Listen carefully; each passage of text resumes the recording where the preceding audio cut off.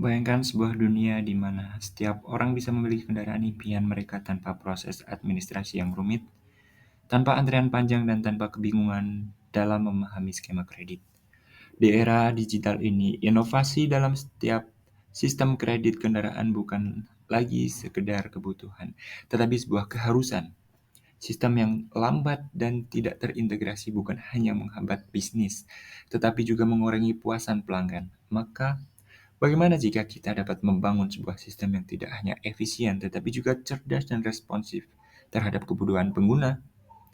Selamat datang di presentasi saya. Perkenalkan, nama saya Adi Dwi Saputra dari kelas FI 23B Universitas Bina Insani. Dan dalam video ini saya akan mempresentasikan solusi dalam perancangan database kredit kendaraan. Presentasi ini akan membawa kita ke dalam sebuah sistem yang didesain untuk meningkatkan efisiensi, keakuratan, dan kenyamanan dalam pengelolaan kredit kendaraan. Dalam presentasi ini saya akan membahas 4 bagian utama, yaitu analisis kebutuhan, desain database, perancangan database, dan query SQL. Setiap bagian akan saya jelaskan secara singkat namun mendalam. Pastikan untuk tetap menyimak sampai akhir karena di bagian query SQL saya akan menguraikan beberapa contoh query yang saya gunakan. Saya mulai dengan analisis kebutuhan sistem. Tujuan utama saya adalah membangun platform online yang memudahkan pembelian kendaraan, baik mobil maupun motor secara kredit. Sistem ini dilengkapi dengan fitur utama seperti simulasi kredit, pengajuan aplikasi kredit, manajemen pembayaran, dan pelacakan status pengajuan. Fitur-fitur ini saya rancang agar pelanggan dapat melakukan simulasi cicilan, pengajuan kredit secara digital, dan memonitor status pengajuan mereka secara real-time. Kemudian, dalam sistem ini ada 3 stakeholder utama, yaitu admin, mengelola data kendaraan pengguna dan laporan. Kemudian tim kredit, yaitu memverifikasi dan menyetujui program aplikasi kredit. Kemudian ketiga yaitu pelanggan, yang mana mengajukan kredit, melakukan simulasi dan pembayaran cicilan. Setiap peran memiliki tanggung jawab yang berbeda untuk menjaga alur kerja sistem berjalan lancar. Secara fungsional, sistem saya mendukung manajemen pengguna, yaitu registrasi dan login untuk pelanggan, admin, dan tim kredit, kemudian katalog kendaraan, informasi detail seperti merek, harga, DP, tenor, dan bunga, kemudian simulasi kredit, kalkulator cicilan, pengajuan kredit dengan upload dokumen seperti KTP dan slip gaji, kemudian pembayaran cicilan yang terintegrasi dengan gateway seperti Midtrans atau Sendit. Dan yang terakhir yaitu pelaporan, laporan transaksi, aplikasi kredit, dan kinerja penjualan. Selain fitur utama, sistem juga memenuhi persyaratan non-fungsional antara lain keamanan. Data sensitif seperti KTP dan dokumen keuangan dienkripsi. Performa, target response time kurang dari 2 detik untuk 1000 user bersamaan.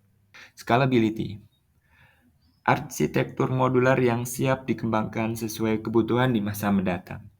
Berikut adalah bisnis proses secara umum yang dilakukan oleh sistem kredit kendaraan, mulai dari login sampai dengan pilih kendaraan, simulasi kredit, pengajuan kredit, kemudian user mengupload dokumen dan divalidasi oleh sistem sampai pada status pembayaran. Ketika sudah lunas, maka akan dirilis STNK. Namun jika belum lunas, akan dikirim pengingat kepada pengguna. Setelah analisis kebutuhan, saya melanjutkan dengan desain database. Desain ini saya susun agar database dapat mendukung skalabilitas, keamanan data, dan efisiensi query dengan menerapkan normalisasi hingga 3NF. Struktur database saya terdiri atas 6 tabel utama, yaitu pengguna, pelanggan, kendaraan, aplikasi kredit, pembayaran, dan cicilan. Pembagian tabel ini memastikan data tersimpan dengan baik dan meminimalisir redundansi. Saya membuat IR diagram atau IRD untuk menggambarkan hubungan antar tabel. Diagram ini menunjukkan bagaimana entitas seperti pengguna, pelanggan, kendaraan, dan aplikasi kredit saling terhubung secara logis, sehingga memudahkan pengelolaan data. Selain IRD, Kelas diagram juga saya buat untuk memvisualisasikan struktur objek dan relasi antar tabel secara lebih terstruktur. Diagram ini membantu dalam memahami bagaimana data akan dioperasikan dalam sistem.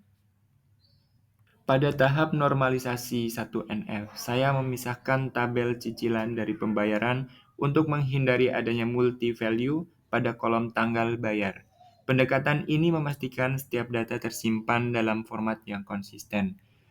Di tingkat 2NF, saya menyimpan informasi seperti bunga dan tenor maksimal di tabel kendaraan karena data tersebut bergantung pada ID kendaraan. Sementara itu, data seperti alamat dan pekerjaan disimpan di tabel pelanggan, bukan di tabel pengguna.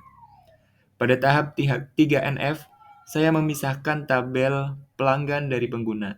Dengan begitu, tidak terjadi ketergantungan antara informasi seperti pekerjaan dan email. Selain itu, nomor KTP pelanggan tidak disimpan di tabel pembayaran, melainkan hanya di aplikasi kredit yang menjaga konsistensi data. Hubungan antar tabel yang saya tetapkan yaitu pengguna ke pelanggan one-to-one, kendaraan ke aplikasi kredit one-to-many, pelanggan ke aplikasi kredit one-to-many, kemudian aplikasi kredit ke pembayaran dan cicilan one-to-many. Relasi ini memastikan setiap data terintegrasi secara logis dalam sistem. Saya juga menyusun use case diagram untuk menggambarkan interaksi antar aktor dengan sistem. Diagram ini menampilkan alur dari pengajuan kredit, verifikasi oleh tim kredit, hingga proses pembayaran cicilan, sehingga memudahkan pemahaman alur kerja secara menyeluruh. Setelah desain selesai, saya mulai mengimplementasikan database dengan membuat tabel-tabel yang terkait ke dalam sebuah database SQL. Kemudian memasukkan data ke dalam tabel aplikasi kredit dan cicilan. Langkah ini dilakukan untuk memastikan bahwa struktur database yang sudah dirancang berjalan sesuai harapan. Kemudian, saya memasukkan data ke dalam tabel kendaraan dan pembayaran. Pengisian data awal ini penting untuk menguji integritas relasi antar tabel dan memastikan bahwa sistem siap untuk operasi nyata. Kemudian memasukkan data ke dalam tabel pelanggan dan pengguna. Di slide ini saya akan mempresentasikan query SQL. Yang pertama yaitu query SQL insert. Saya gunakan untuk menambahkan data-data baru ke dalam tabel utama, yaitu tabel pengguna. Selanjutnya, berikut adalah menunjukkan query SQL update. Query update saya gunakan untuk memperbaharui data. Misal untuk mengubah peran yang sebelumnya pengguna menjadi admin. Kemudian query SQL delete. Delete digunakan untuk menghapus data yang tidak lagi diperlukan. Seperti contohnya dalam slide tersebut, hapus dari tabel pengguna dengan nama Budi Prakoso yang telah kita tambahkan sebelumnya. Selanjutnya, saya menerapkan query SQL transaction untuk memastikan bahwa serangkaian operasi database berjalan secara atomik.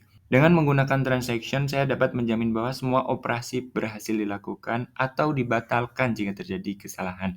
Contohnya adalah sebagai berikut. Kemudian selanjutnya query SQL select. Pada query SQL select kali ini saya mengambil daftar kendaraan yang telah disetujui untuk kredit, kemudian menampilkan informasi kendaraan seperti merek, model, tahun, harga, serta nama dan email pelanggan yang mengajukan kredit. Berikut adalah query-nya. Kemudian contoh yang kedua dari query SQL select yaitu query untuk mencari dua pelanggan dengan cicilan tertinggi menggunakan max dari si nominal, lalu mengurutkan order by desk atau descending dan mengambil salah satu pelanggan dengan limit 2. Sebagai kesimpulan, saya telah memaparkan secara menyeluruh proses perancangan basis data sistem kredit kendaraan, mulai dari analisis kebutuhan, desain database beserta normalisasinya, perancangan implementasi data, hingga pembangunan query SQL yang mendukung operasi sistem. Sistem yang saya rancang ini menekankan efisiensi, keamanan, dan skalabilitas, sehingga mampu mendukung proses pengajuan kredit secara optimal. Terima kasih sudah menyimak video ini. Sampai jumpa.